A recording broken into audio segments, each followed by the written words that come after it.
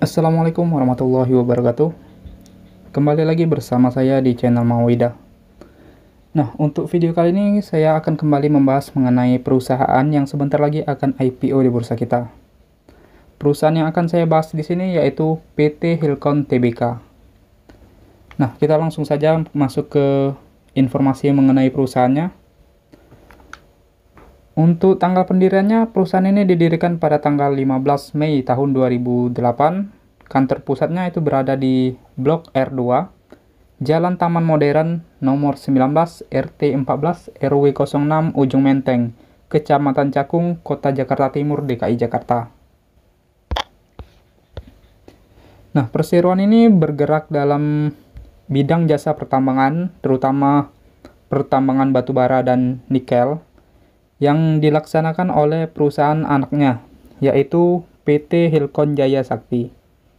Nah, grup Hilcon Tbk ini sendiri memiliki dua lini usaha utama, yaitu jasa pertambangan dan kemudian jasa konstruksi sipil. Kemudian lanjut kita ke informasi mengenai IPO-nya. Penawaran saham perseroan ini akan dilakukan melalui mekanisme eIPO. Jumlah saham yang ditawarkan itu sebanyak 2.211.500.000 lembar saham, atau setara dengan 15% dari total saham yang dicatatkan oleh perseroan. Untuk rentang harganya penawaran saham perseroan yaitu berkisar di harga Rp250 sampai dengan Rp400 per lembar sahamnya. Sehingga dana yang terhimpun dari IPO yaitu sebanyak 552,8 miliar sampai dengan 884,6 miliar. Untuk penawaran awal saham perseroan yaitu pada tanggal 15 Juni sampai dengan 19 Juni 2022. Sedangkan untuk perkiraan jadwal penawaran umumnya atau masa offeringnya itu akan dijadwalkan pada tanggal 14 Juli sampai dengan 18 Juli 2022. Kemudian perkiraan tanggal pencatatan sahamnya yaitu pada tanggal 20 Juli tahun 2022. Lalu yang akan menjadi underwriter dalam IPO kali ini ada 3 sekuritas.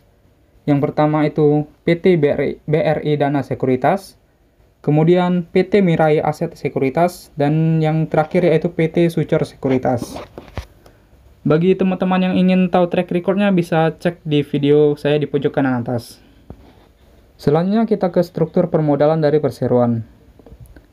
Nah, komposisi kepemilikan saham perseroan sebelum IPO ini terdiri dari 2 pemegang saham, yaitu PT Hilcon Equity Management sebanyak 81%, kemudian ada PT Bukit Persada Indonesia sebanyak 19%. Kemudian perubahan struktur pemegang saham setelah IPO-nya, yaitu PT Hilcon Equity Management menjadi 68,85% dan PT Bukit Persada Indonesia menjadi 16,15%. Sedangkan kepemilikan masyarakatnya yaitu sebanyak 15%. Untuk pengendali dan ultimate beneficial owner-nya dari perseroan ini yaitu Bapak Hersan Q, yang merupakan pemegang saham mayoritas dari PT Hilcon Equity Management. Selanjutnya kita ke bagian rencana penggunaan dana hasil IPO-nya. Nah, untuk dana hasil IPO-nya ini setelah dikurangi biaya emisi, itu akan digunakan oleh anak perseroan, yaitu PT Hilcon Jaya Sakti. Nah, perlu diketahui juga bahwa PT Hilcon Jaya Sakti ini berkontribusi besar terhadap pendapatan perseroan. Hampir 90% lah, bahkan lebih kalau nggak salah. Jadi ya wajar saja kalau dana hasil IPO-nya diarahkan ke PT Hilcon Jaya Sakti ini. Untuk penggunaannya sendiri itu yang pertama, sekitar 55% itu akan digunakan untuk modal kerja terkait dengan biaya produksi penambangan, termasuk diantaranya biaya terkait bahan bakar, gaji, biaya overhead, dan pemeliharaan alat-alat berat. Dan yang kedua, sisanya sekitar 45% itu akan digunakan untuk belanja modal, yang terdiri atas pembelian alat-alat berat, untuk mendukung kegiatan operasional dari PT Hilcon Jaya Sakti ini. Untuk jenis pembeliannya bisa kalian lihat sendiri di gambar ini sebelah kanan. Itu ada seperti ekavator, dump truck, dan sebagainya. Lalu perlu diketahui juga bahwa penyaluran dana dari perseroan ini kepada anak usahanya ini akan dilakukan dalam bentuk pinjaman dengan memperhatikan tingkat bunga serta syarat dan ketentuan wajar yang berlaku di pasar. Selanjutnya kita ke laporan posisi keuangan dari perseroan. Kita ke jumlah asetnya terlebih dahulu. Ini jika kita lihat dari tahun ke tahun, total aset yang dimiliki oleh perseroan ini konsisten meningkat. Kita bahas yang bagian aset lancaran terlebih dahulu. Yang pertama itu kas dan setara kas. Ini dari tahun 2020 ke 2021 ini juga meningkat. Meningkatnya ini saya tidak tahu disebabkan oleh apa, karena di prospektusnya juga tidak disebutkan karena apa. Tetapi menurut saya ini meningkat karena dikarenakan adanya tambahan modal di setor. Jadi sisanya kasnya masih disimpan oleh perseroan dalam bentuk kas. Kemudian untuk piutang usahanya, ini bisa kalian cek sendiri di halaman 320 di prospektusnya. Menurut saya ini piutang usahanya ini agak berbahaya ya, karena jumlahnya itu hampir sama dengan laba bersih tahun 2021 dan berpotensi juga menjadi piutang tak tertagih, dan perseroan juga sudah melakukan cadangan terhadap piutang usaha perseroan. Artinya perseroan ini juga mewanti-wanti kalau piutang usaha ini tidak tertagih. Kemudian untuk piutang lain-lainnya, ini berasal dari piutang ke karyawan, ini nggak masalah menurut saya. Kemudian untuk bagian persediaan, bisa kalian cek sendiri di prospektus, tetapi jika saya lihat ini sebagian besar berasal dari peningkatan terhadap suku cadang perseroan. Persediaannya itu berupa suku cadang. Kemudian untuk uang muka dan biaya dibayar di muka ini berasal dari pembelian kafling yang dilakukan perseroan sebanyak 124 miliar. Kemudian sisanya ke pemasok hampir ke 70 miliar. Kemudian sisanya dan sebagainya. Lalu untuk pajak dibayar di muka ini nggak terlalu masalah. Kemudian kita ke bagian aset tidak lancarnya. Nah, untuk aset tidak lancar ini pada piutang lain-lain ini berasal dari anak usahanya sendiri, yaitu PT Hilcon Jaya Sukses. Kemudian untuk properti investasi ini dari yang tidak ada kemudian menjadi ada, ini berasal dari pembelian tanah yang dilakukan oleh PT Hilcon Jaya Land yang merupakan anak usaha perseroan lainnya. Kemudian untuk aset tetapnya, ini setelah dikurangi penyusutan, itu berasal dari pembelian alat-alat berat yang dilakukan oleh perseroan, sebanyak lebih dari 700 miliar. Kemudian untuk investasi, ini dilakukan oleh anak usahanya juga, yaitu PT Hilcon Jaya Sukses. Kemudian selanjutnya kita ke bagian liabilitasnya. Nah, untuk liabilitasnya, ini tidak jauh mengalami peningkatan tetapi tidak sesignifikan peningkatan terhadap total asetnya tadi. Untuk peningkatannya ini berasal dari utang usaha yang dilakukan perseroan ke PT Indo Truk Utama yang dilakukan untuk pembelian persediaan alat berat, bahan bakar, suku cadang dan sebagainya. Kemudian dilanjutkan ke peningkatan pada utang bank. Ini bisa kalian cek sendiri penggunaannya itu untuk apa di halaman 332, karena panjang jika saya jelaskan di sini. Selanjutnya kita ke bagian laporan posisi keuangan ke bagian ekuitasnya. Nah, jika kalian lihat di sini bahwa pada tahun 2021-nya ini terjadi peningkatan atau tambahan modal di store yang dilakukan pemegang saham yang berasal dari dividen saham final dan interim yang dilakukan pemegang saham. Kemudian sisanya itu berasal dari laba perseroan yang memang meningkat, sehingga menyebabkan ekuitasnya itu meningkat dari tahun 2020 ke 2021. Jadi tambahan modal di store ini bukan berasal dari kantong pribadi, melainkan dari dividennya ya teman-teman. Selanjutnya kita ke laporan laba rugi dari perseroan. Nah, untuk laba ruginya ini dari tahun ke tahun itu mengalami peningkatan, tetapi kita bahas pada tahun 2021-nya. Untuk laba bersih tahun 2021 itu mengalami peningkatan signifikan jika dibandingkan dengan tahun 2020. Hal itu disebabkan oleh pendapatan usaha perseroan yang juga meningkat, hampir 2 kali lipat. Lalu perlu diketahui juga bahwa dari total pendapatan usaha perseroan yang sebanyak 1,9 triliun ini, itu 1,7 triliunnya itu berasal dari kegiatan operasional jasa pertambangan.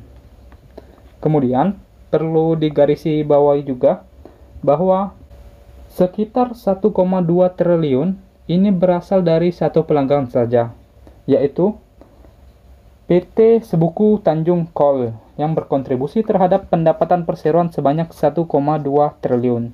Jadi dari 1,9 triliun ini, 1,2 triliunnya itu berasal dari satu perusahaan, yaitu PT Sebuku Tanjung Coal ini. Jadi jika perseroan tidak mendapatkan kontrak dari PT Sebuku Tanjung Coal ini, maka pendapatan usaha ataupun laba bersih dari perseroan ini tidak mungkin meningkat sesignifikan ini ya teman-teman. Dan untuk perjanjian usahanya itu berakhir pada tahun 2024 ya, perjanjian antara perseroan dengan PT Sebuku Tanjung Coal ini. Selanjutnya kita ke bagian arus kasnya teman-teman. Nah, ini saya melakukan analisis simpel saja. Untuk kas pada tahun 2020 dan tahun 2021, ini arus kas yang dari operasi dan pendanaan itu positif, sedangkan untuk aktivitas investasi itu negatif. Yang artinya perusahaan ini telah berjalan dengan baik dan sedang melakukan ekspansi usaha, namun masih butuh pendanaan. Nah, yang bagian perusahaan telah berjalan dengan baik ini ditandai dengan laba bersih maupun pendapatan usaha itu yang meningkat. Kemudian sedang melakukan ekspansi. Ini dapat dilihat bahwa perseroan pada tahun 2021 itu banyak melakukan pembelian terhadap apa-apa yang diperlukan oleh perseroan seperti alat-alat berat dan sebagainya. Kemudian untuk masih butuh pendanaan, ini dibuktikan bahwa perseroan pada tahun 2022 ini melakukan IPO, yang artinya perseroan itu masih membutuhkan dana tambahan segar untuk melakukan aktivitas operasionalnya. Kemudian kita ke PER dan PBV-nya. Ini dapat kalian lihat sendiri, tidak banyak mengalami perubahan ya untuk PER-nya, dikarenakan pada tahun 2022 itu hampir tidak berbeda dengan tahun 2021 dari segi laba bersihnya, sehingga PER-nya juga tidak terlalu jauh berbeda. Sedangkan untuk PBV-nya ini mengalami penurunan, yang artinya bagus, artinya lebih murah. Tetapi penurunan ini tentu disebabkan karena adanya tambahan dana IPO tadi yang menyebabkan PBV-nya ikut menurun. Selanjutnya ke bagian terakhir, yaitu kesimpulannya. Menurut saya pribadi, untuk investasi perusahaan ini kurang menarik. Kenapa? Yang pertama itu karena pendapatan perseroan ini didominasi dari satu pelanggan saja, yaitu PT Sebuku Tanjung Coal. Dan kalian bisa bayangkan sendiri bahwa PT ini berkontribusi sebanyak 1,2 triliun dari 1,9 triliun pendapatan usaha perseroan. Jadi seandainya PT Sebuku Tanjung Coal ini misalnya ada masalah ke depannya ataupun kontraknya habis, tetapi kontraknya habis itu pada tahun 2024 dan misalnya sampai tahun 2024 perseroan tidak mendapatkan kontrak baru, itu tentu berdampak buruk terhadap kondisi keuangan perseroan. Kenapa? Ya karena pendapatan usaha perseroan tentu berkurang Dan kalau pendapatan usaha dari perseroan itu berkurang, tentu akan menyebabkan laba bersihnya juga berkurang. Kemudian alasan yang kedua yaitu piutang usaha yang terlalu besar. Nah, ini juga menurut saya kurang menarik bagi saya, karena piutang usahanya itu hampir setara dengan laba bersih perseroan pada tahun 2021. Dan apabila piutang tersebut tidak tertagih, maka tentu akan menyebabkan kerugian bagi perseroan. Kemudian alasan terakhir yaitu terkait masalah hukum yang dihadapi perseroan. Nah, untuk masalah hukumnya ini bisa kalian cek sendiri di prospektus, tetapi untuk statusnya sendiri, status hukumnya itu belum terselesaikan sampai dengan prospektus ini diterbitkan. Lalu untuk tradingnya atau untuk memanfaatkan momentum IPO-nya, menurut saya nggak banyak hal yang menarik dari perseroan ini. Mulai dari track record underwater-nya, kemudian ditambah lagi dengan IPO jumbo, makin berat lah itu buat ARA di hari pertamanya nanti. Kemudian untuk rencana penggunaan dananya juga, setengahnya itu digunakan untuk biaya produksi. Yang mana kalau saya pribadi kurang tertarik. Nggak tahu kalau investor lain. Salah satu yang menarik dari IPO ini yaitu rencana mengenai kebijakan dividen dari perseroan. Nah, untuk laba bersih tahun 2021-nya, yang mana perseroan akan membagikan sebanyak 80% dari laba bersih tahun 2021 ke pemegang saham baru. Tetapi setelah saya hitung untuk dividennya, itu nanti kita akan mendapatkan hanya mendapatkan sebanyak 27,5 rupiah per lembar sahamnya, atau 2.700 per lotnya. Ya lumayan lah, semoga ini berdampak pada harga sahamnya nanti pas listing. Dan untuk saya pribadi, saya akan tetap ikut membeli IPO sahamnya selama nggak ada berita negatif tambahan mengenai saham ini sampai pada saat listingnya nanti. Oke, mungkin ini saja yang dapat saya sampaikan. Tetap ingat bahwa hal ini merupakan pendapat pribadi saya. Sampai jumpa di video saya selanjutnya.